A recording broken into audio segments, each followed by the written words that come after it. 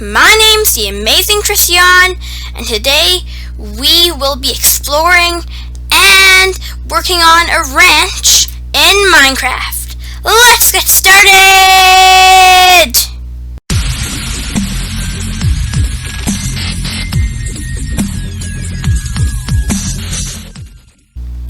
Now, since last episode, I've done a few things.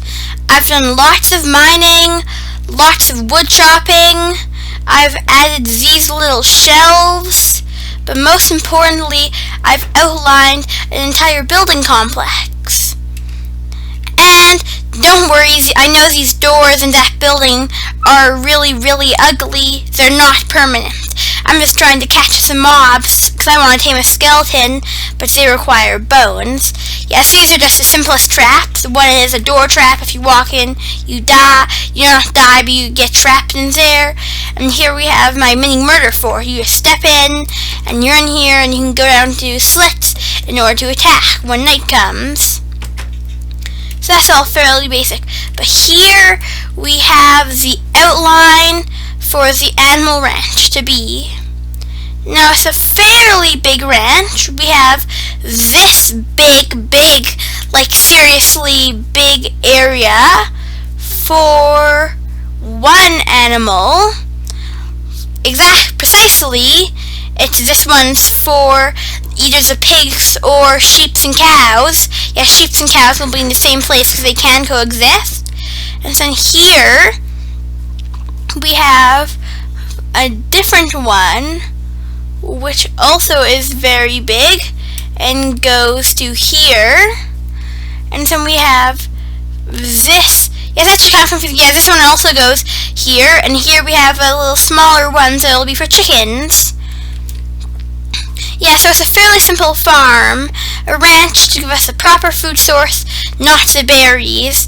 And if we pair that up with sugarcane, with a sugarcane farm and wheat farms, and we have a cake farm, because I believe that's all. You need sugar from sugarcane, you need, I'm trying to think here, you need milk from cows, you need eggs from chickens, and that's pretty much it. I'm not sure if there's anything else. Oh yeah, I need wheat for the bread part.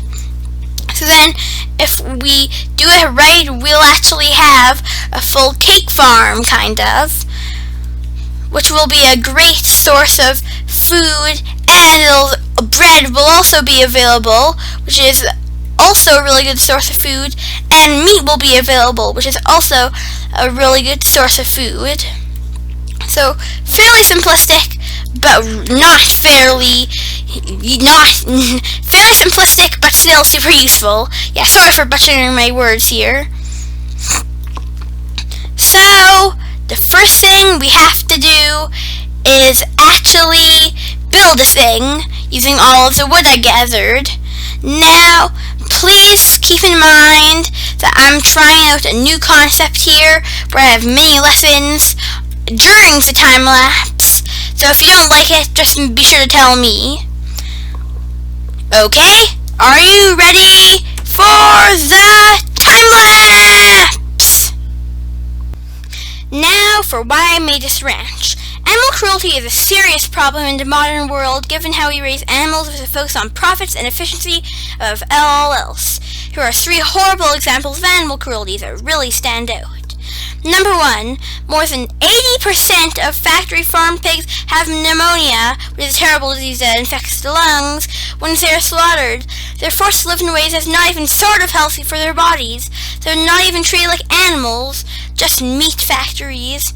Number 2, animals are forced to grow up to 3 times faster than intended by nature. A commercial chicken, for example, reaches maturity in about 35 days in factory farms. Naturally, that chicken will require about 90 days to reach the same point. This is done for efficiency and to use less food and resources, but causes the quality of life of the animals to decline substantially. Number 3, genetic manipulation to increase meat yield means that as many as 90% of broiler chickens are unable to walk when they are mature. Again, they aren't really animals anymore. They're just breathing chicken nugget factories. However, these horrible stories aren't the only way to do things. There are farmers who put animals first and who realize that happy, healthy animals lead to happier and healthier consumers. Animals that eat a wide range of healthy foods are going to be healthier than ones that eat a steady diet of corn and drugs. Those animals will therefore be much healthier to eat as well.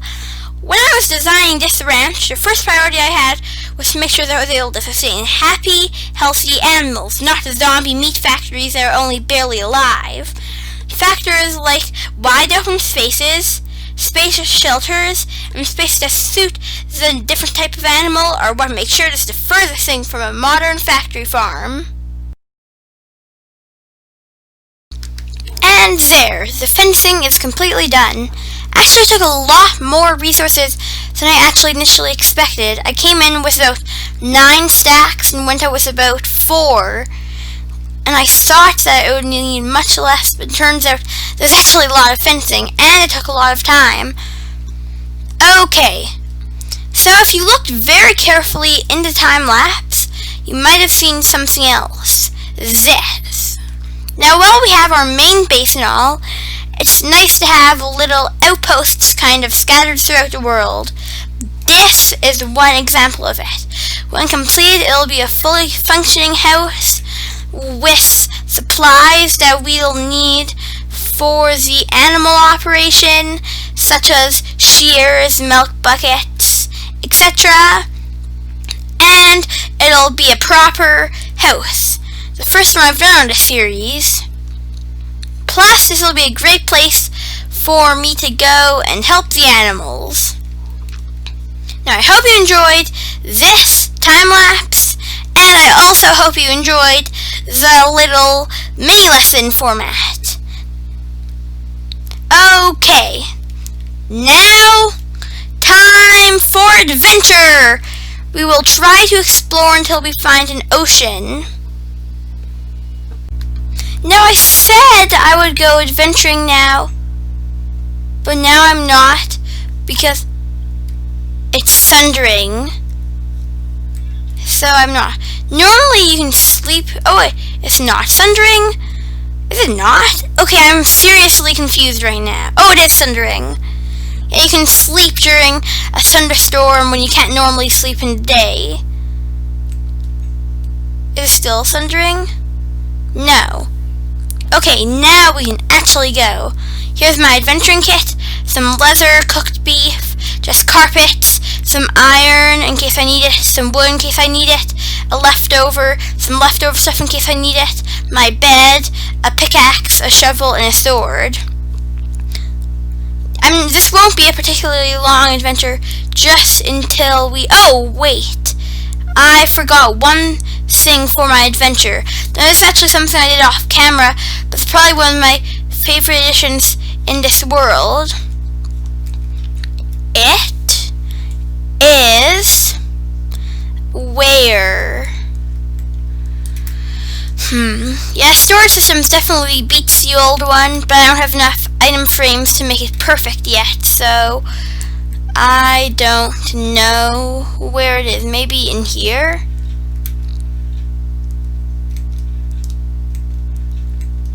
No, in here? Okay, I'm starting to get worried I actually lost my book. Or maybe it's still, I never actually took it out, and it's still in its original position. Because, yeah, I've definitely been siphoning. I pick up the things from these 2 chests, and I move it to the storage, but there still are definitely a few things, so... Oh wait, does the map have anything? What does the map say? Okay, I'll hold on to the map, because it could be useful. Wait, is it here? Okay, I'm seriously confused right now. Where did my favorite item go, or at least one of? It's made with part leather, so maybe here? Maybe I'm going to check every chest again. Sorry really sorry for like distraction before we go, but oh, here, my book.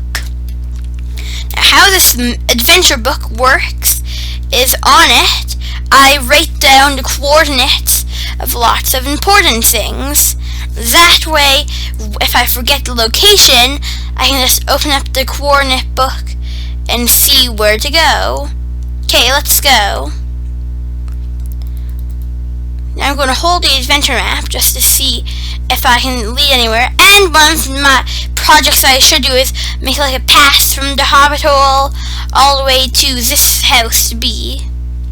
Okay, so we're going down according to the map right now. I'm going to try adventuring like this. Perfect, and walk on the side.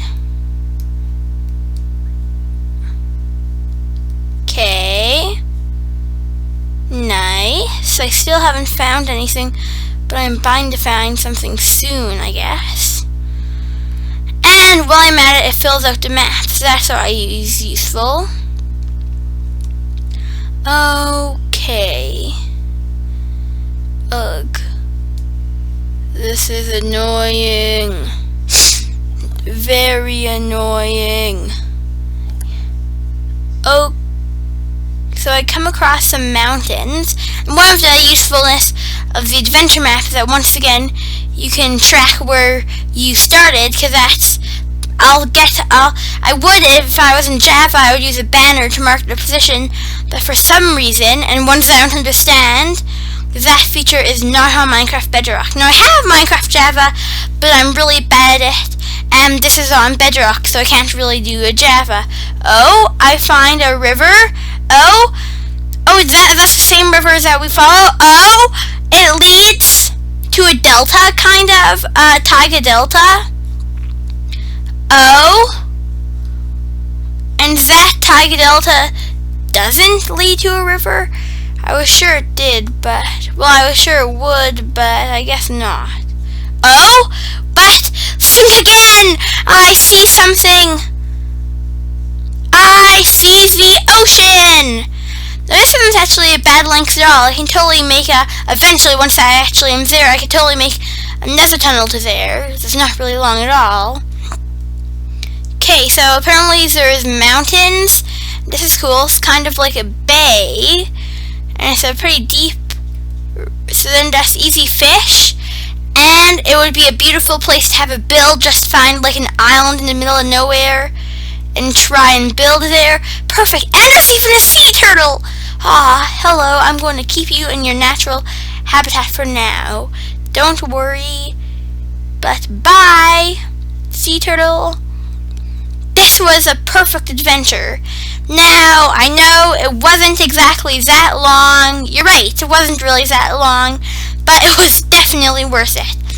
We found the ocean, not even that far from the base. It's not a short walk, but it's not that long. And if we actually have an elytra, it would be a super short elytra flight. So that's really good. And it's just really, really useful. Perfect.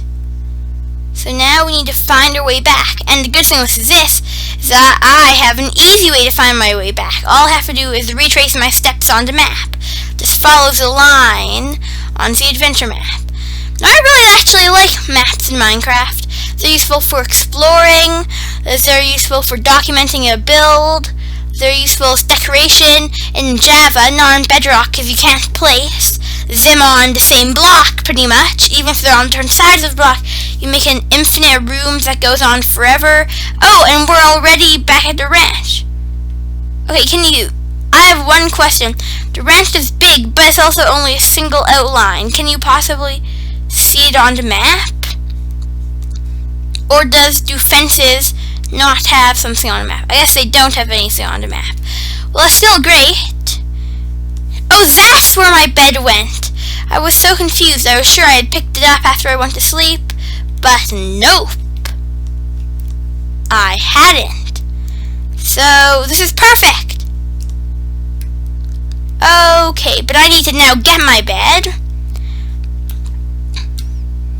because it will open up lots of possibilities. We can have an entire boating exploration episode. We suddenly have a fairly, not completely, but a fairly simple place, a very great place to build. We have a better method of transportation because going over the oceans, there's no really terrain to avoid. Sure, there's ocean monuments, but one, how am I going to find those? And two, even if I find one going over the top, I don't think you get mining fatigue, which would be the main concern with them. And you don't have any blocks to break or anything. Really good. And I apologize, this episode is a little bit longer than the other ones. Okay. Now I highly suggest you subscribe. It's free and it helps out the channel a lot. And remember, you can always unsubscribe at any time. This is the Amazing Tristeon. Oh, I always do that. Seriously. I'd like someone to write down every time I do that. Okay, so seriously, this will be the last time that I do a jump in for the rest of this video. You should really check out my friend Spotsign. He makes great quality content and is currently working on 2 videos, both highly educational. I highly suggest you check him out. Okay, seriously, for the last time. Oh, I have one more thing. If you want to receive this, and other Let's Play episodes earlier, make sure to join the Discord server. You get exclusive access to videos before they come out on the main channel. You get screenshots of projects, and if you're on there, you might even get a cameo in a video. Okay, one last time. Okay, once again, I forgot something. Thank you very much to Lucas the Gamer again for this amazing suggestion. Now, actually, and if you want to get your idea in this world, make sure to comment down below. Okay, seriously, for the last time, this is the Amazing Tristeon signing